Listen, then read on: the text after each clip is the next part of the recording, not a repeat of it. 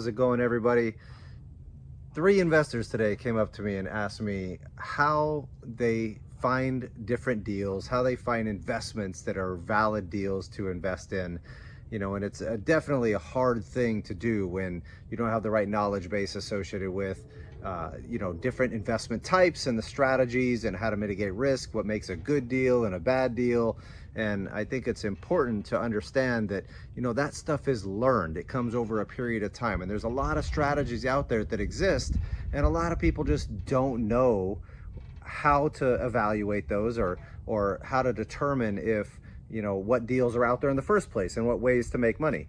And I'm going to go over with you some of the strategies that I do and some of the things that you guys can look into to understand what's out there. So just to give you an overview, I think it's important to, one, invest actively as well as passively. Actively, you can build your wealth. You're building business systems.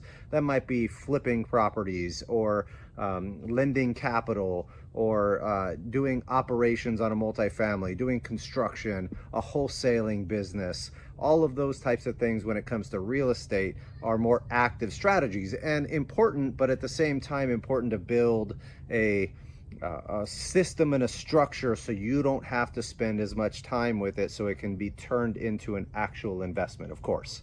So then you have the passive side of things, which a lot more people are very interested in the passive side. I'm interested in the passive side. I invest very passively as well. We do the active side, and we flipped over 1,000 houses now. We have over 35 million lent out to flippers in different markets around the country, and do a lot of value add multifamilies. Those are all active types of deals that we focus on and do.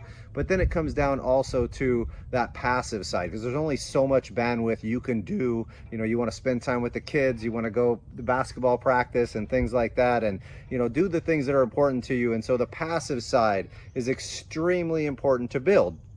But how do you mitigate risk? How do you find deals? How do you know what to invest in? And so some of the things that I focus on the passive side are, I've bought in mobile home parks, I've bought in retail deals, I've bought in multifamily deals, I've bought in ATM machines, I've bought in self-storage deals. All of these types of deals. I've invested in single family home properties. I've invested in short-term rentals. I've invested in a lot of different strategies, including on the note side and things like that, and debt deals and debt validation type deals and stuff like that as well. So there's a lot out there to be able to choose from, and you got to learn how to do the due diligence on those types of deals to be able to determine if the operators you're working with are that good, because I don't have the expertise on every single one of those strategies. I might know how to operate real estate, manage real estate, and understand that. We used to run a management company. With the amount of buy and hold property we have, we understand what it makes to run a efficient investment from the tax side. Because I'm a CPA, we understand the tax side of things. We understand what it takes on the accounting, the communication side, the property management side, the repair side, all of the operational pieces of that. And so we can evaluate these outside operators very efficiently with our experience. And so it's super important to understand, how do you evaluate them? How do you make sure that they are set up for performance and they're being very conservative on their numbers? They've looked at all of the risks involved in the market. For example, on the multifamily properties, some of the biggest risks I see right now are obviously interest rate risk, obviously inflation risk associated with your renovation, and what if rents happen to drop or something like that? Those are certain things. And so if a multifamily operator hasn't gone through and analyzed at least those 3 major factors that I think are big ticket items today, to see where's our break-even analysis look for, then I may not be interested in investing with them, because I don't know that they have been able to fully analyze the situation, or maybe they just don't have the experience to look at those things from that angle.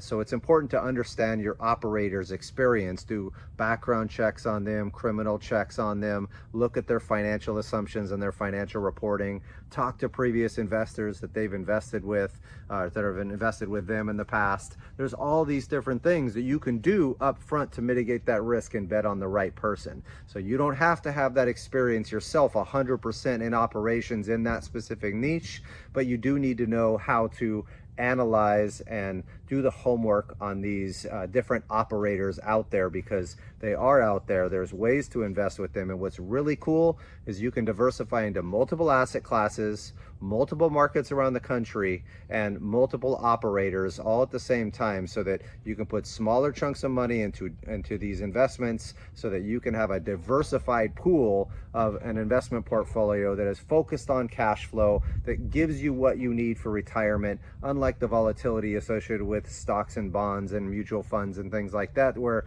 you don't really have a lot of that control over the decisions on how that works, consistently, and over the actual values of those companies. Obviously, in a syndication, you give up some of that control, but you also are diversifying massively to mitigate that risk, and you're able to bet on the actual investments that you want to invest in, and invest in real estate, invest in all different types of things. We've done Bitcoin mining funds and things like that too, that are off the wall. We've done cannabis opportunities. We've done all kinds of different things where we put smaller chunks of money aside into each one of these opportunities to really mitigate that risk and create a cash flow stream that we can count on and live off of, to retire off of. So just wanted to give you that strategy. Of course, you can have buy and hold rentals too, and have a flip business and wholesale business. That's always important, to continue to build that wealth, to put into buy and hold assets and holding properties long term and things like that too.